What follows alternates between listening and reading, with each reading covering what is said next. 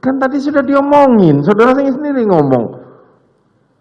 Kamu nggak usah PCR karena kamu balik ke Magelang. Betul Yang Mulia. Betul kan? Betul. Tapi Selamat siang Tribuners, bersama saya Tria Wulandari. Inilah update berita terkini yang dilaporkan langsung reporter Tribun Network dari lapangan. Saya lagi di depan, saya dipanggil sama saudara Riki. Saudara dipanggil saudara Riki. Iya. Apa?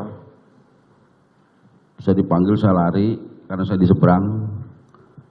Om, antar ibu dulu isolasi. Saya langsung masuk ke mobil waktu itu. Terus? Setelah itu, sebentar. Om antar ibu isolasi. Isolasi, ya kan? Iya. Saudara langsung masuk mobil. Iya. Duduk di mana saudara? Di belakang. Ini mulai keanehan kalian ya kan? Siap. Coba waktu tadi saudara datang kan duduknya di depan. Tim kuasa hukum Kuat Maruf melaporkan Ketua Majelis Hakim Wahyu Iman Santoso yang menangani perkara pembunuhan berencana Nofriansyah Yosua Huta Barat alias Brigadir J ke Badan Pengawas Mahkamah Agung, Bawas MA, dan Komisi Yudisial, KY. Kuasa hukum Kuat Maruf, Irwan Irawan mengatakan pelaporan itu dilayangkan karena Hakim Wahyu diduga melanggar kode etik hakim. Guru Besar Hukum Pidana Profesor Romli Atmasasmita memberikan pendapatnya.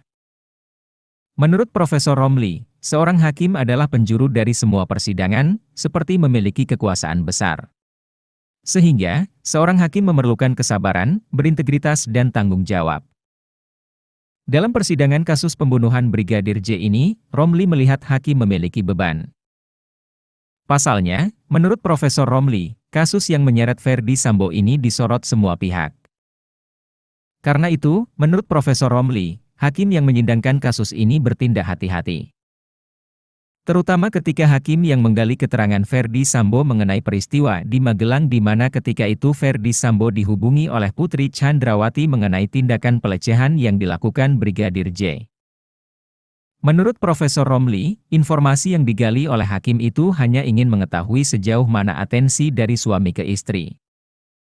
Mengenai kesaksian Riki Rizal dan Kuat Maruf yang kompak tidak tahu Ferdi Sambo menembak Brigadir J, Profesor Romli menilai seorang hakim tidak sepatutnya memberikan pertanyaan yang menjerat, termasuk menyimpulkan dengan kata bohong, tuli, bisu. Saat dikonfirmasi Tribun News, tim kuasa hukum terdakwa Kuat Maruf membenarkan pihaknya melaporkan Ketua Majelis Hakim Pengadilan Negeri, PN, Jakarta Selatan Wahyu Iman Santoso ke Komisi Yudisial, KY. Kuasa hukum Kuat Maruf, Irwan Irawan mengatakan, pelaporan itu dilayangkan karena Hakim Wahyu diduga melanggar kode etik hakim. Irwan menyebut, selama persidangan, Hakim Wahyu dinilai terlalu tendensius dalam memberikan pernyataan kepada kliennya. Tak hanya itu, majelis hakim juga dinilai kerap menilai keterangan saksi yang dihadirkan di persidangan itu berbohong dan sudah disetting. Adapun salah satu keterangan yang dinilai tendensius oleh Irwan Irawan yakni saat Hakim Wahyu Iman Santosa menyatakan kalau Kuat Maruf buta dan tuli sehingga tidak melihat penembakan padahal ada di lokasi. Pernyataan itu terlontar saat Kuat Maruf dihadirkan sebagai saksi untuk terdakwa Riki Rizal pada sidang Senin kemarin. Tak hanya itu, dalam laporannya kepada KY, tim kuasa hukum Kuat Maruf juga melampirkan beberapa bukti berita yang tayang di media massa terkait pernyataan majelis hakim. Pelaporan itu dilayangkan pada Kamis, 7 Desember 2022, kemarin dan informasinya sudah diterima oleh KY dan tengah diverifikasi. Ya kan, kalau dibilang tuh, oh tadi karena ada Susi, oh ini sekarang nggak ada Susi. Susi pun juga kemarin ditanya, oh ternyata saya nggak boleh ikut. Sekarang saudara mengatakan tidak tahu saya. Kan lucu.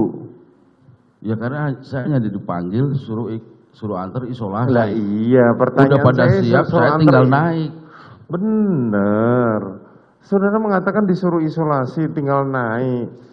Tadi sama juga waktu suruh nganter ibu pulang kan. Saudara juga cuma disuruh nganter ibu, maka saya pegang setir. Kan begitu. Betul. Iya kan? Lah apa bedanya? Kenapa saudara sudah tahu kalau saudara cerita kayak gitu, saudara langsung duduk belakang? Karena kan di tengah pasti ada ibu, Bapak. Loh iya, kenapa nggak naik mobil satunya? Nggak disuruh saya naik mobil Loh, satunya. Nggak emang berani pada lah. waktu pertama saudara disuruh? Tadi kan saudara saya tanya, kenapa saudara Joshua duduk bersama Ricky? Saudara katakan saya tidak tahu karena tiba-tiba buru-buru, kan begitu? Siap. Iya kan? Sekarang saudara mengatakan gitu lagi. Enggak, kalau setelah di Saguling, karena yang saya tahu, kalau yang habis keluar kota, pasti di antigen atau di PCR. Betul, saudara kan sudah dikatakan tadi, kamu tidak usah PCR karena Iya. kamu balik ke Magelang. Iya. Kok saudara mau ngatakan PCR segala macam? Bukan, Om Riki manggil saya, antar ibu dulu isolasi. Lah iya, antar saudara Putri isolasi.